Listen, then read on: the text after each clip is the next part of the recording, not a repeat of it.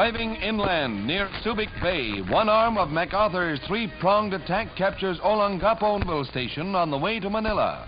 This same thrust, which later joined with the forces pouring south from Lingayen Bay, also takes an airfield, which, prior to the approach of the ground forces, had been heavily strafed by our bombers. Many Jap planes have been caught on the ground and will never fly again. The fleeing enemy used bombs to mine the field, but the Dragon's teeth are pulled, and entrenched Japs ahead are pounded by our heavy howitzers.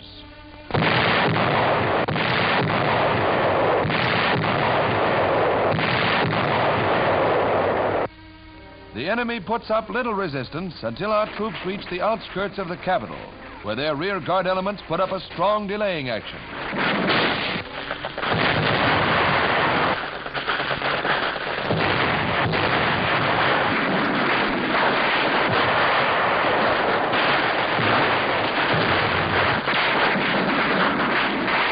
The third spearhead closing the trap on the Manila Japs is led by Lieutenant General Robert Eichelberger. The American forces, whose strength has been increased by bands of patriotic Filipino guerrillas, moves on Manila with all the irresistible force of a tidal wave. Luzon's native tribesmen, the Negritos, add their forces to the liberation of their homeland.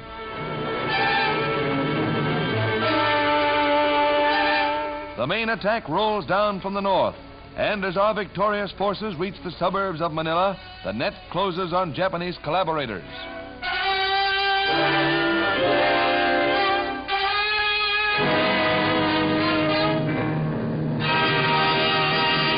These are official Signal Corps pictures. There's a little extra welcome in this particular town. Seems our guns and bombs clean missed the local brewery.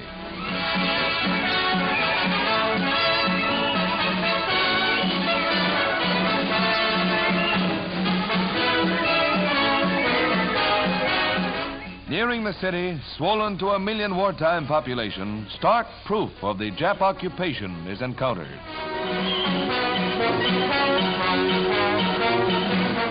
And as Manila Station is reached, evidence of Jap demolition is met. Knowing they couldn't hold the capital, they destroyed all they could with gasoline and dynamite. Loyal guerrillas point out Jap snipers.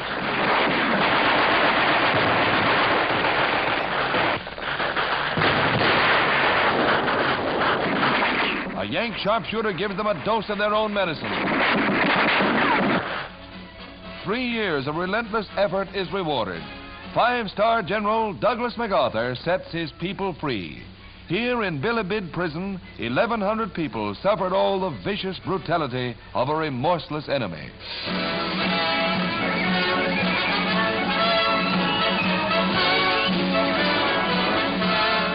Faced with a diet of potato peelings and the flesh of dogs and cats when they could get it, deliberately starved and ravaged by disease, the released captives find strength and courage to greet their liberator.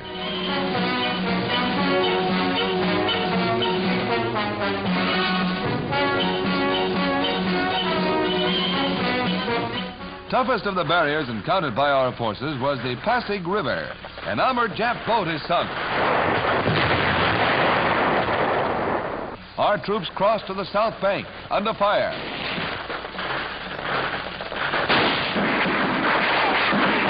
The wounded are rushed to hospitals.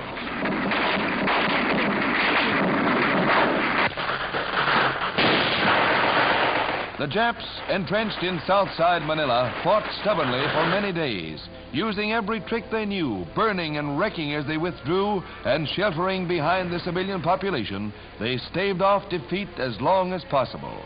Manila is a shambles, and the natives are driven from their homes by the savage battle. For years they had to bow to their hated invaders, salute them, obey their curfew, and display their flag. But now, with a little more effort, they will be free of the yoke.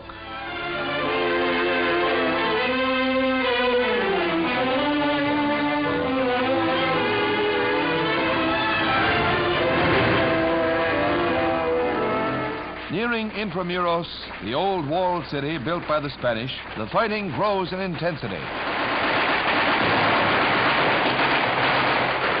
Some of the natives are caught in the murderous crossfire.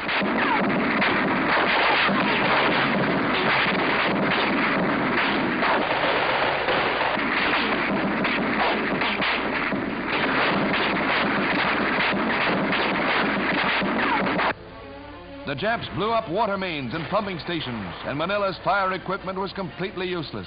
In North Manila alone, one whole section of 20 blocks was fire swept.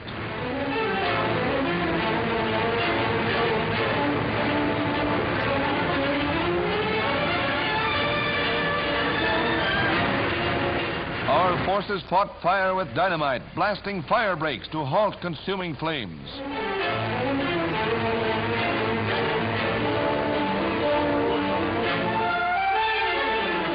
Through the gutted city, the battle continues. There's only one way to stop the destruction: drive the Jap out completely.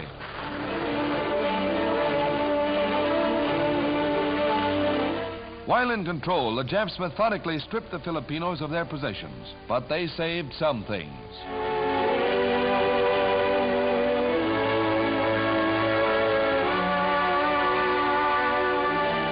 As the Yanks advanced, the citizens returned to their former neighborhoods. Thousands died because the Japs would not release them, and because collaborationists betrayed them.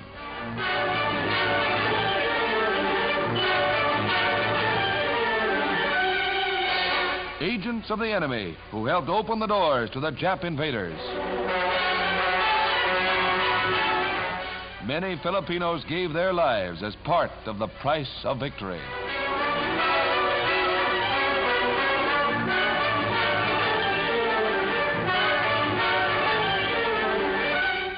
But Manila's dead are revenged. The 6 weeks campaign cost the Japs 100,000 men and opened Manila Bay to our ships. The enemy's lifeline through the China Sea is at the mercy of our planes and battle wagons. The recapture of Manila sets the stage for the big show, the drive on the Japanese homeland. And Manila itself will arise again from its ashes.